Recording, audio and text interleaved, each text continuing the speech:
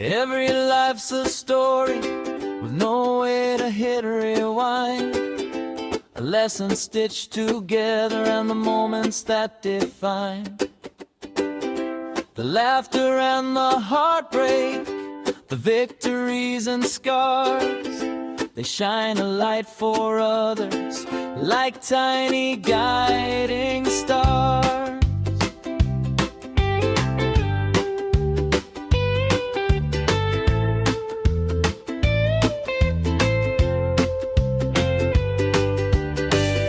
Nobody knows your story. For most this would apply. Each of our stories can provide courage and inspire. Many lives have been lived by following the lead of others. But when we're authentic, our truths are discovered. Share your journey with the world. Don't keep it locked away. Your memories might spark a fire in someone else today. And when we share our story, we enable others to see there's time to write an ending you want others to read. Welcome to the Nobody Knows Your Story podcast, where you will now hear another very interesting life story from, well, a pretty typical person. But if you've heard these stories before, you know they're anything but typical. Aloha, everyone, and welcome to what will once again be a very interesting and unique life story. Now, during the first 6+ years of my podcast, I've really had, I've had a Hawaiian theme. I've put in some Hawaiian music. I've introduced artists from Hawaii and Polynesia to the rest of the world. It's been great. I've even had some of these artists on as guests on the podcast. So it's been a lot of fun, but I'm going to shift away from that now. I just had my 70th birthday last week. So, maybe it's a new time to do things a little bit different. So that's what I'm doing here today. So Hawaii will still be it's always going to be a part of my story. And if my guest has been to Hawaii or they want to discuss Hawaii, then we will, of course, discuss it.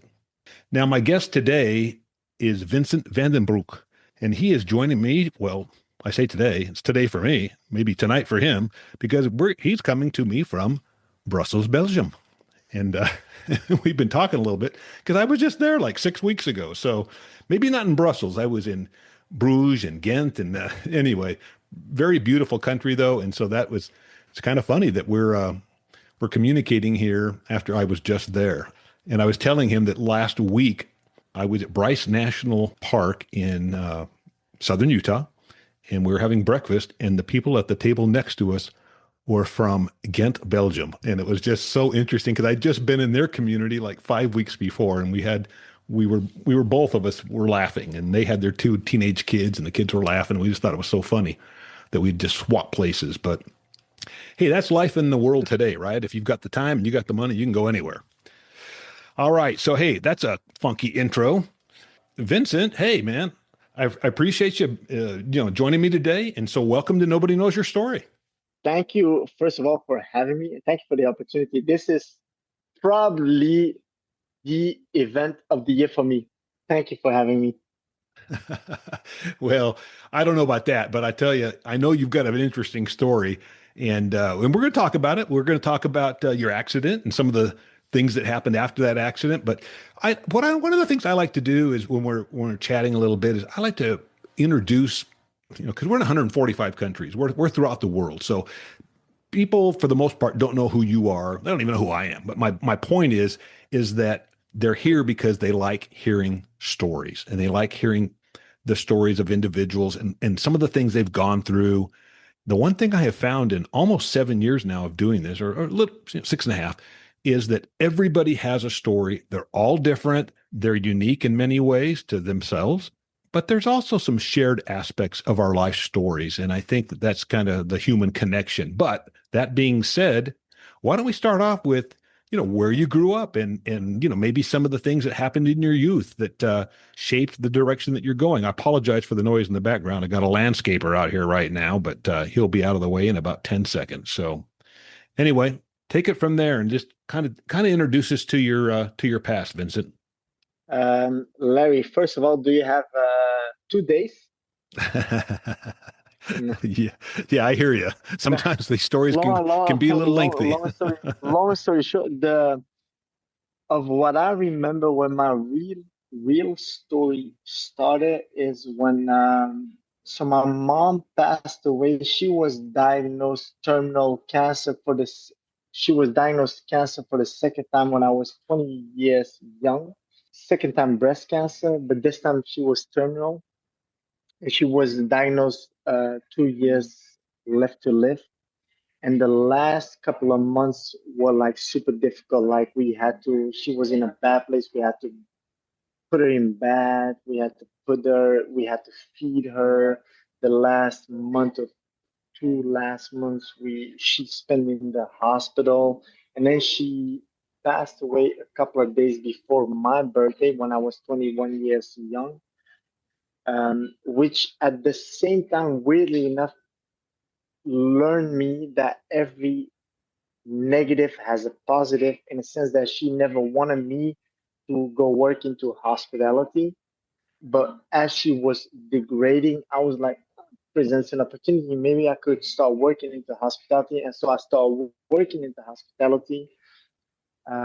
She passed away, and then my whole career started into hospitality. And in the beginning, it was like until probably today like a negative connotation about hospitality, like it's a side job, and who even works into hospitality besides it being a side job. And so it took me months before telling people, close friends, family around me, like, hey, I work in hospitality full time. And then I was like, at a certain point, I was like, hey, I love the adrenaline. I love the rush. I love the energy. I love everything about it. Let me start talking to everyone around me about it. So, excuse me for maybe not knowing, but when you say hospitality, what did that entail? What were you doing? Nothing more than the word says. Like I was waiting tables, I was cleaning tables, I was working in a restaurant. So everything that implies working at a restaurant, I was doing that from day one. Okay. Okay. Well, and you started that, I guess, around the age of 21. Is that right? Yep, exactly. Okay. So let's go back before 21. Let's go back while your mom was still alive and doing well. What kind of things did you do growing up? What were some of your hobbies? What were some of your interests? And this is, by the way, the first time I'm talking life about it. Like, I had this weird relationship with my mother, as in, she had it all planned out for us. Like, we were going to study this, I was supposed to be no, I was the smart guy, the smart, like, you're going to do this. So I would just follow her path, try to get good grades, started my first student job in a supermarket, then in delivery service for a hi-fi company, electronic company. I was just following her path. Did you play any sports growing up? I At a certain point, I was allowed to play foot, in your terms, soccer, soccer, which I then played until a certain level at a very high level, and that's it. Soccer, yeah. Okay. So like you say, your mom kind of had life planned out for you guys. And how many brothers and sisters do you have? I have one sister that is 1 year younger than me, and one brother that is 6 years younger than me. So you're the oldest of three. And I Yep. guess because you are the oldest, your mom was probably concentrating on you a little bit because you're setting the path for the others. And so she had things mapped out for you, and she didn't want you to go into the hospitality business. No, no. So she ends up, like you say, she got breast cancer, then she got I guess it kind of came back again, and maybe it was a different form of cancer. I know that I have a sister going through that right now. She's been going through it for over 10 years. So sometimes it can be a lengthy process, but eventually, it sounds like right before your 21st birthday, your mom passed, which I'm sorry for Yeah. you and for your loss. I mean, those things happen. I've lost both my parents, but I'm quite a bit older too. So, I mean, I think it's expected as we get older, right? But when you use I lost a Yeah. son, what was 31 years old. Anytime that you have a loss that's unexpected, it kind of hits you hard. And so, yeah, I'm sure that was a tough thing for you to lose your mom. But once she passed, like you say, you went into the hospitality business. Did you stay in that career? Are you still in that career? That's what I told, like, that is the moment. And late afterwards, I learned like every negative thing has a positive thing. And so I walked into hospitality, stayed into hospitality, in hospitality, sorry, until today, because I just love everything about it. And in the beginning, I was kind of ashamed, like, hospitality and this. And then I started living up to, like, I love everything about it. And until today, I live by everything that makes you happy. If you do that, you can never go wrong. Might be different today as it was 5 years ago, as it could be 10 years from now.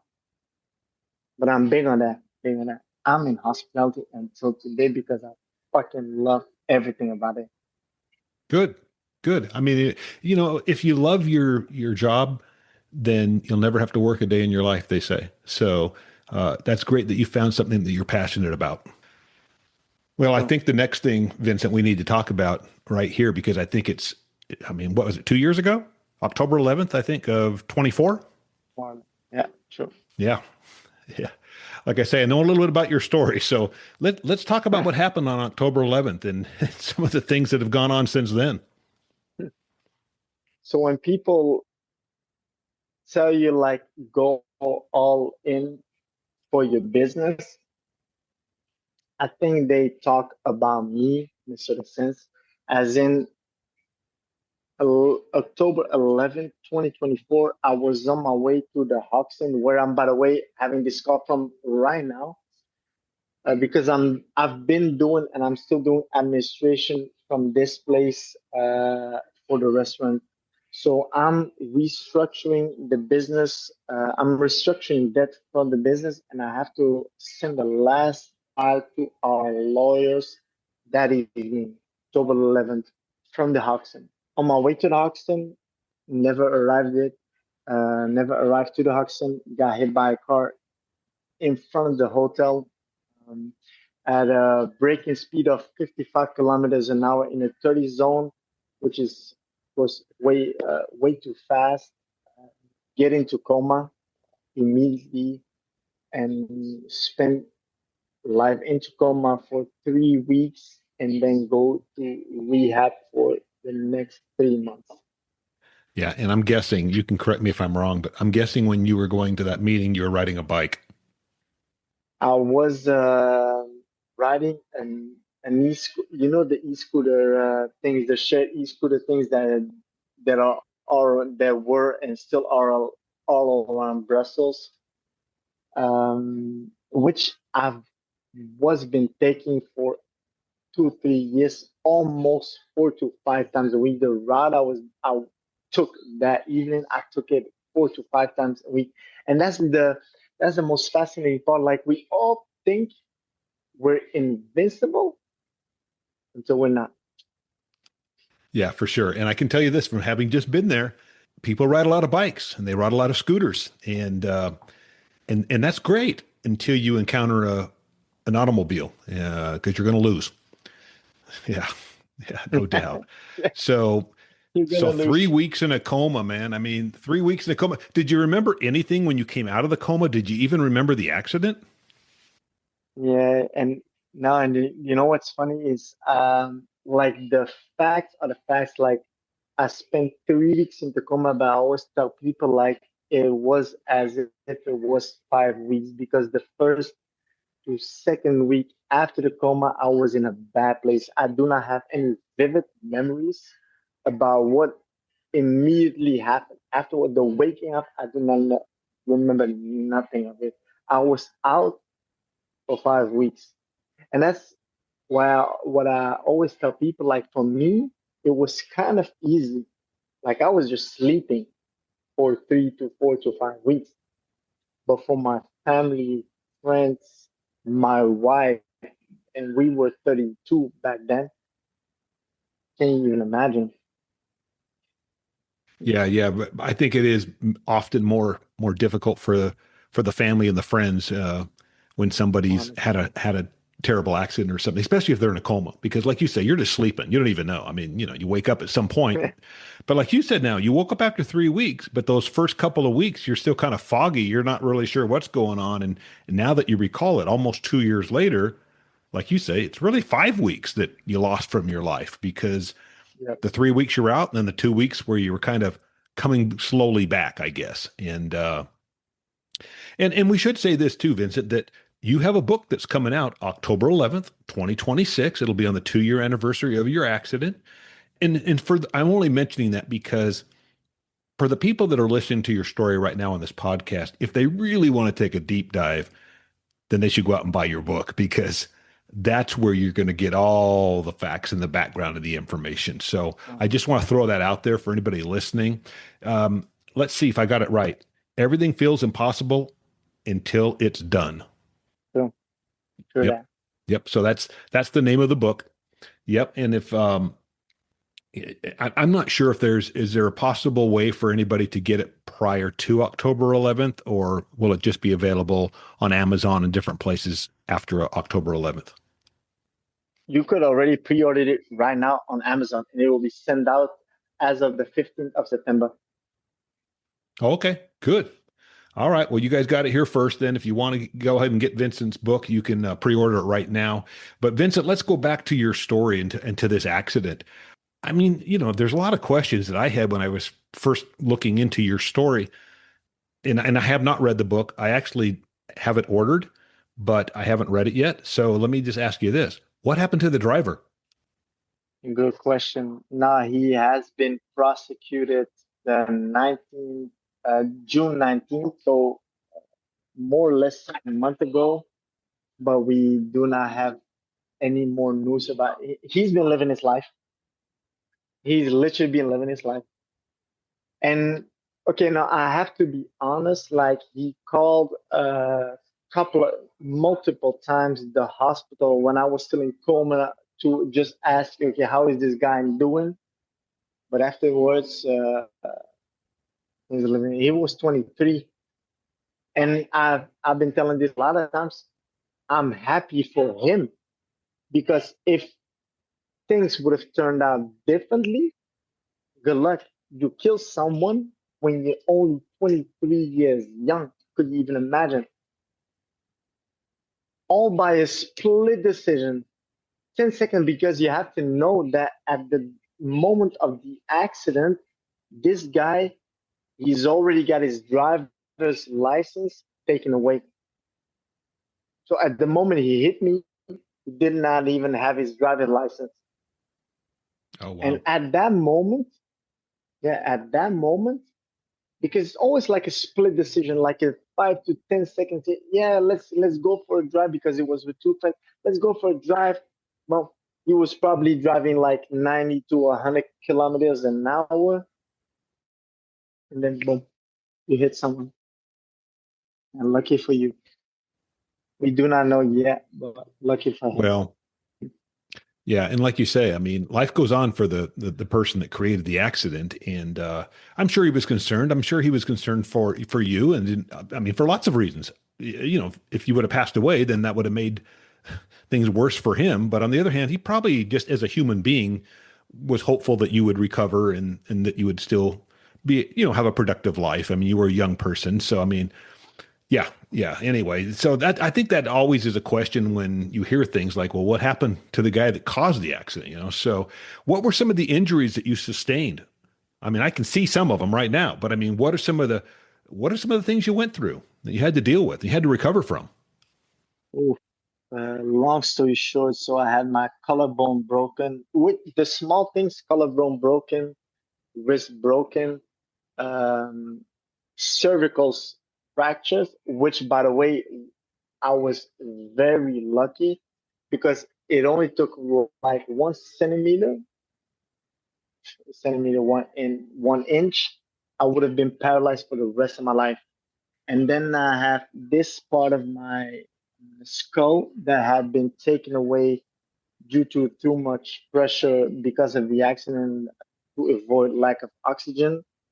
Skull too damaged because of the accident. So there's a company in Finland, by the way, with 2024, which is crazy. So there's a company in Finland that prints 3D skulls, send out the skull, but so what normally happens is they take away the skull, they put it back, Nana.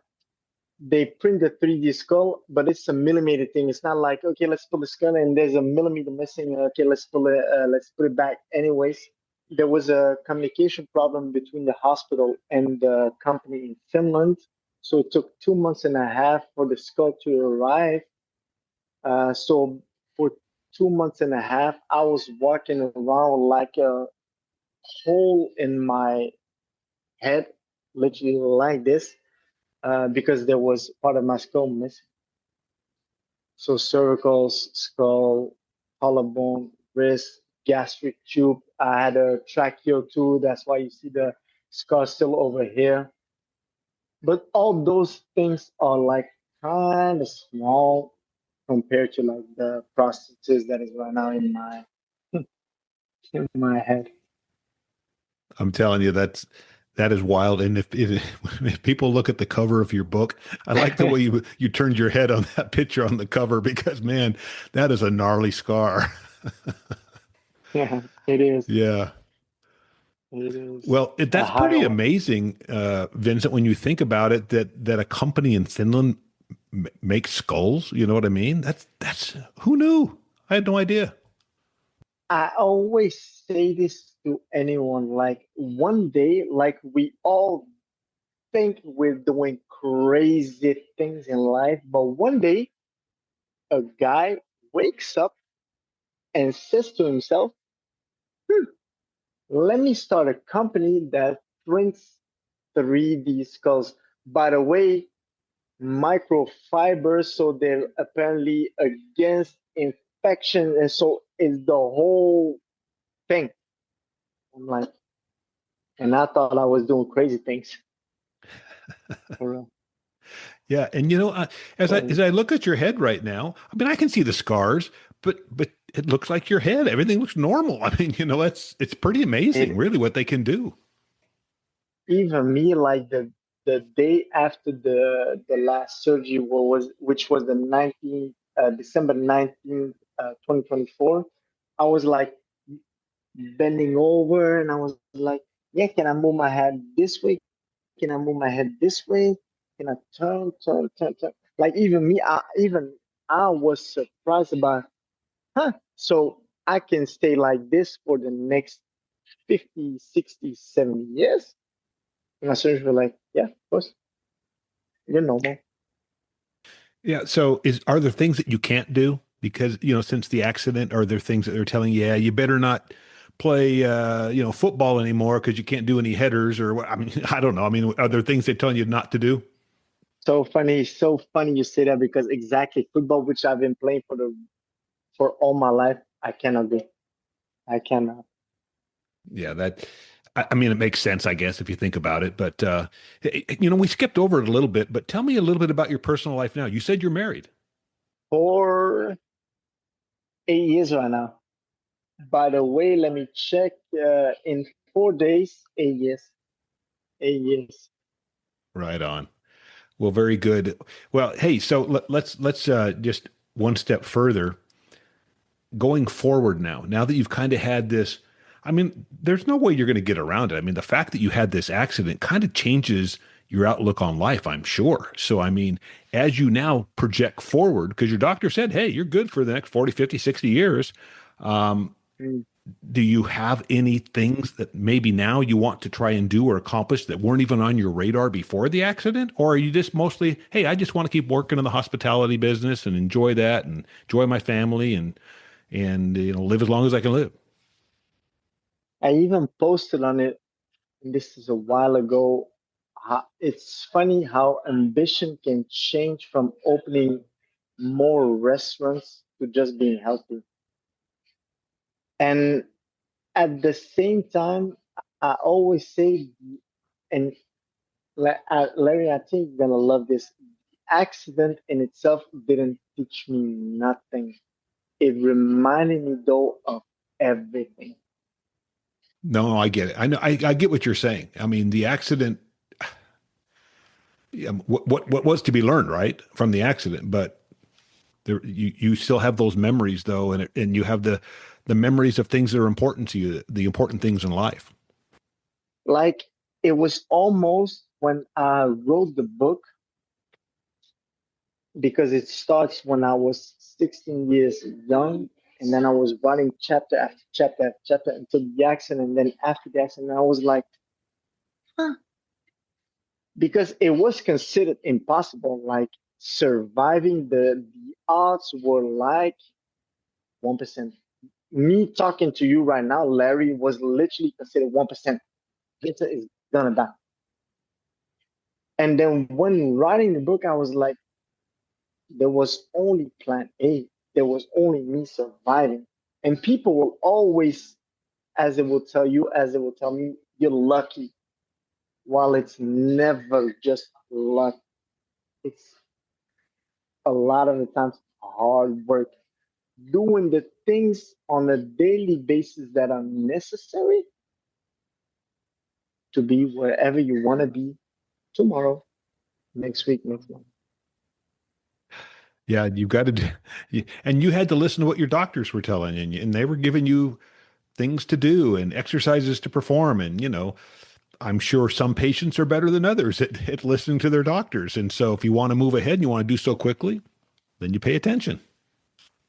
Always. And there's this one story I tell people all the time. When I walked into rehab, we're November the 2024, and with all the medical, because facts are facts, you cannot avoid them, you cannot escape them. With the medical facts that I have, I told everyone around me the week of my birthday, which is the 25th of January, I'm out of this place. And everyone told me, what will y'all do? Vincent, be realistic. Nah, Vincent, be normal. Stop dreaming. Except for one person, my wife, she told me, Vincent, it might be better to not link it to a specific date, but to things that you did before the accident and that you need to relearn again, which because I had to do relearn how to walk, relearn how to eat by myself again. Anyways, and then we have two choices. First choice is we let ego do the talking, and we be like, "Yeah, but you didn't understand. You're not in my place." Nah, nah, nah. Second choice, you listen and you act upon, which I did. I've always been the second person. So I listened. I made a whole list. So I handled the social media of the business. So I need to do that, and I kind of see the business. So I need to do that. A whole list. Couple of days later, between every therapy session, I worked on that list. And a couple of days later, I posted my first video after months on the social media of the business, which was shit. My wife calls me, she'd be like, "Ah, Visa, what the hell did you do? You just posted a video, which is really shit." And then again, you have two options. First option, you let ego do the talking and be like, yeah, but you do not understand. You told me a couple of days ago that I need to do that. Or second option, you listen and you act upon, which again I did. I listened, and a couple of days later, I posted my second video, which was probably still shit, but better than the first one. The week, Larry, listen carefully. The week of my birthday, I walked out of that place. While recovery rehab was supposed to take 2 years, it took me 2 months and a half. And I can tell you, it was never luck. It was hard work. Every day all day, every day, regardless if I was feeling it, regardless if it was difficult, we just do. Another couple things I thought of too is which helped you, I think, with your recovery. You were young. I mean, if that happened to somebody like True. me, I probably would have taken the 2 years, maybe even longer. And you were in True. Brussels, so you were in a major city that had good hospitals, and I'm sure they got you there quickly. I mean, if this had happened out on, remember what I told you? I was riding bikes, from Bruges all the way back to True. Amsterdam. If that had, if I'd had a bike hit me out in the middle of the country, I mean, or I say a car hit me Within- while I was on my bike. I mean, who knows what would have happened, right? So you had those two things in your favor. But like you say, you still had to do the work. And I'm sure you surprised some of your doctors. They probably thought, wow, he's really ahead of schedule. I mean, because you had to learn to walk again, like you say, you had to learn to eat again, just a lot of basic things that people take for granted, you had to relearn, and that takes time. So to be out of there in, like you say, True. 2.5 months, that's remarkable. And I love that you just said what you said, Larry. Like it's never a one shoe fits all kind of solution. There's multiple things that come into place. Like you had the hospital, like Saint Pierre here in Brussels, they were outstanding. The surgeon that is the first service, and they also did the second surgery. Outstanding. My family, my friend, and that's why I always tell people it was never my win. It is our win. Even even us talking right now, even you giving me through this conversation energy, like, hey, it's, it is always going to be our victory, our victory. So of course, they have been us. I would never been able to do that without any single one of them. I would never be able. Just an incredible story, Vincent. Is as we wrap things up here today, is there anything you want to share with the listeners as far as either something that was learned from this accident, or maybe something that's inspiring you going forward? Anything you want to share? Larry, even for you, ask yourself one question tonight, this morning, as soon as you heard this podcast, why not me? Instead of asking yourself, why me? Why not me?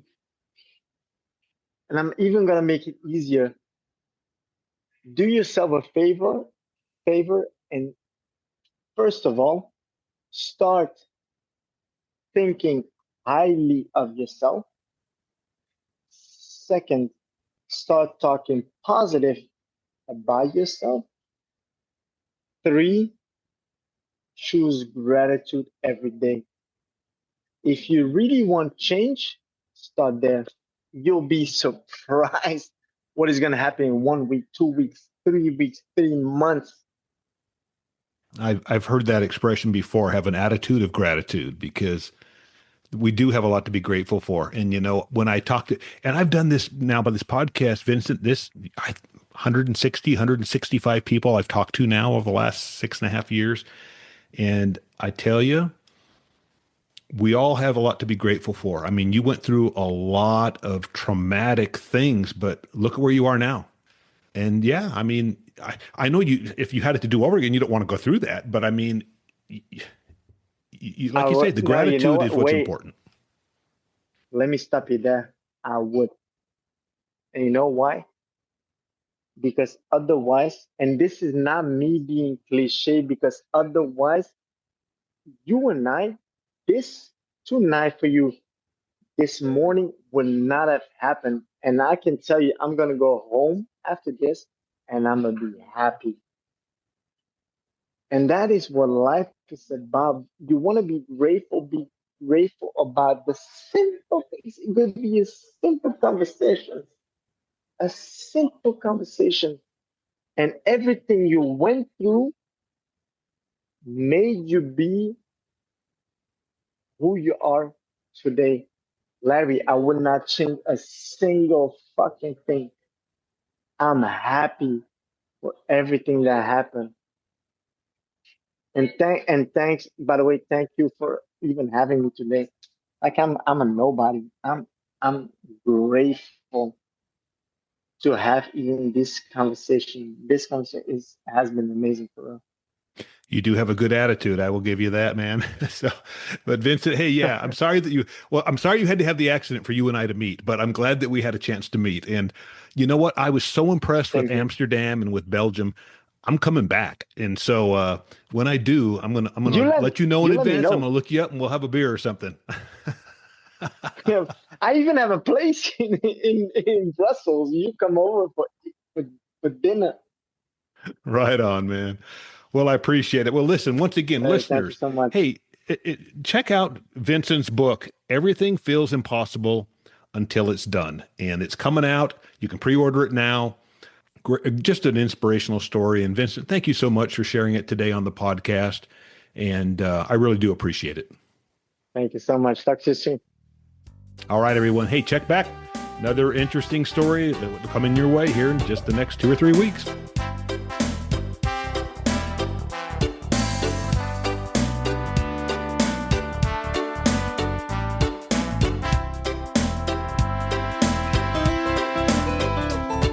Down a little country road not far